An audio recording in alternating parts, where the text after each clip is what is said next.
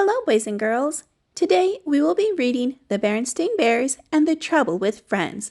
The authors and illustrator of our story are Stan and Jan Berenstain. Don't forget to like and subscribe if you enjoyed this story.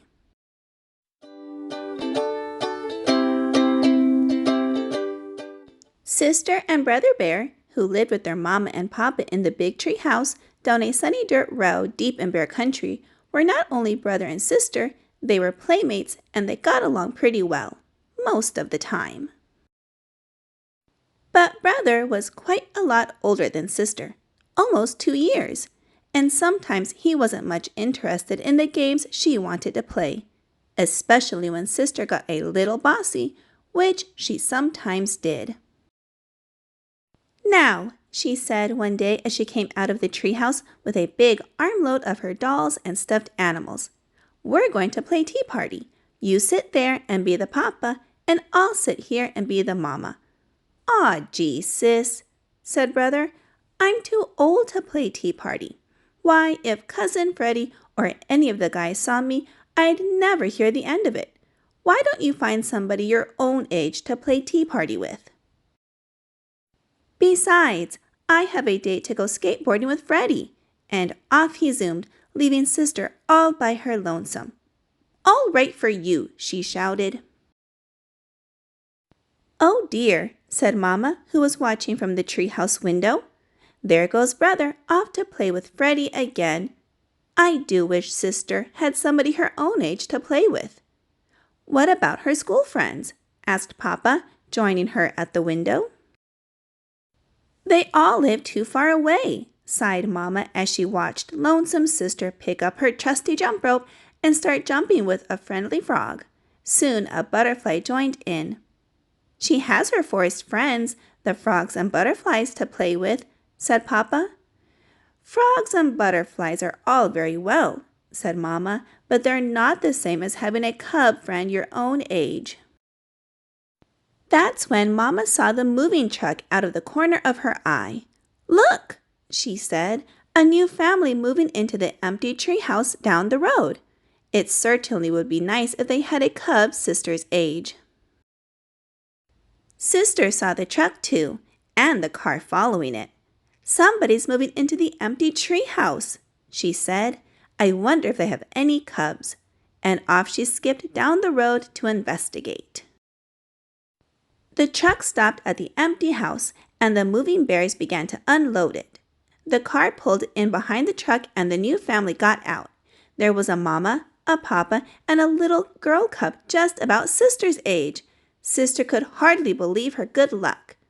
Just what she needed, a little girl cub to jump rope, play tea party and house and school, and have all kinds of cub fun with. She could hardly wait to say hello. She skipped over and introduced herself. "Hi, I'm Sister Bear. I'm 6 years old and I live just down the road." "Hi," said the new cub. "I'm Lizzie Bruin, and this is my papa and mama, Mr. and Mrs. Bruin.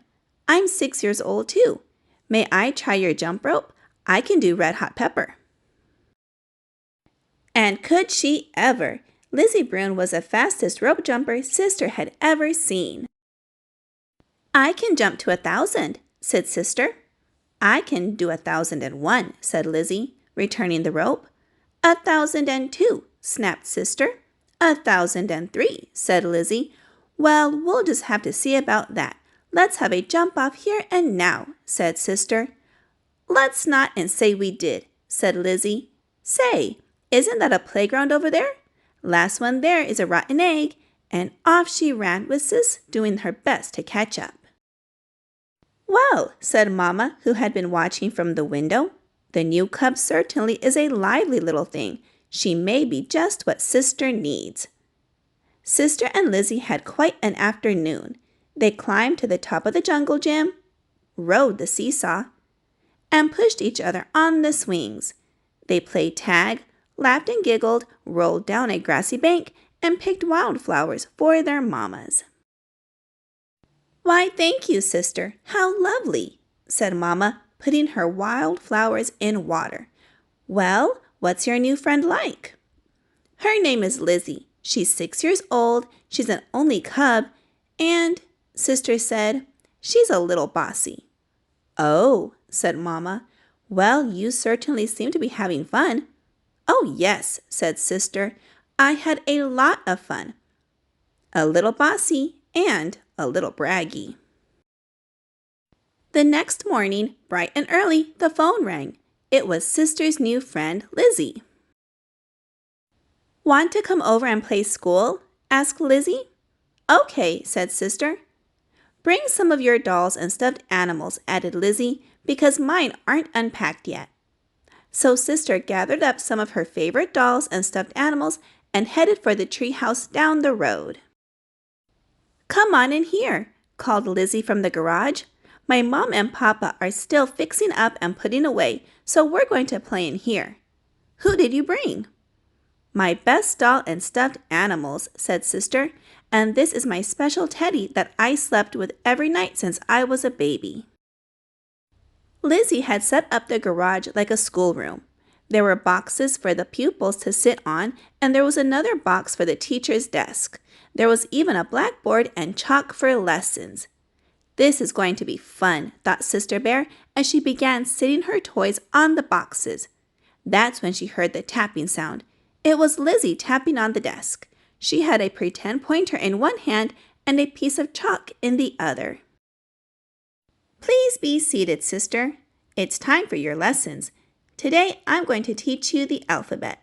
The first letter of the alphabet is—" "Now, just a minute," protested sister. "Who said you were going to be teacher? When I play school, I'm the teacher. And not only that, I already know my ABCs. "Sister Bear, if you don't sit down this minute, I'm going to keep you after school," said Lizzie.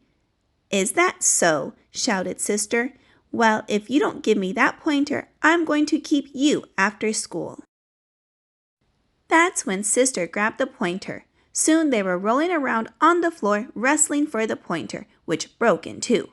"Now look what you did," shouted Lizzie. "You broke my best pointer." "I'm not going to play with you ever again," shouted sister, gathering up her toys. "I'm going to take my dolls and go home." "Sister's mad and I'm glad," shouted Lizzie as sister marched out of the garage. "Lizzie, Lizzie, in a tizzy," sister shouted back. "Back so soon?" asked Mama when sister returned looking like a storm cloud. "I'm never going to play with that Lizzie Bruin again," shouted sister. "She's much too braggy and bossy. I don't need her to play school or anything else. It's much better playing by yourself. When you play by yourself, you can do what you want when you want without having to worry about that Lizzie Bruin." "That's true," said Mama in a quiet voice. "Of course, there are some things you really can't do very well by yourself." "Like what?" asked sister. "Well, you'd have a pretty hard time pushing yourself on a swing," said Mama. "And I'd like to see you ride a seesaw by yourself. Most games like hopscotch and jacks take at least two people to play, and it certainly is nice to have someone to laugh and giggle with." "Maybe so," said sister, "but Lizzie is much too bossy and braggy. Why does she have to be the teacher when we play school?" "It seems to me," said Mama, taking sister on her lap, "that Lizzie isn't the only cub that's braggy and bossy sometimes. And, of course, there is one thing you can do much better by yourself." "What's that, Mama?" "Be lonesome," said Mama quietly. And that's when someone knocked on the door. It was Lizzie, and she was carrying sister's teddy. "When sister took all her dolls and went home, she forgot her teddy," said Lizzie. "And, well, I knew it was her special favorite that she slept with since she was a baby, and I thought she might miss it." "Why, thank you, Lizzie," said Mama. "That was very thoughtful of you." "Thank you very much," said sister, hugging her teddy. "And you can be teacher if you want to," said Lizzie. "Or," said sister, "we can take turns being teacher." "Terrific," said Lizzie. "Great," said sister, gathering up her doll and stuffed animals again. "Last one back to your garage is a rotten egg." And off she scooted, laughing and giggling, with Lizzie scampering after her. Alright, boys and girls, I hope you enjoyed this reading of The Berenstain Bears and The Trouble with Friends. If you would like to add this book to your collection, I'll have it linked down below in the description box. And don't forget to subscribe to my channel so you don't miss any uploads that I add. I hope you all have a wonderful day, and I will see you again soon in a couple of days with a new read aloud. Bye-bye!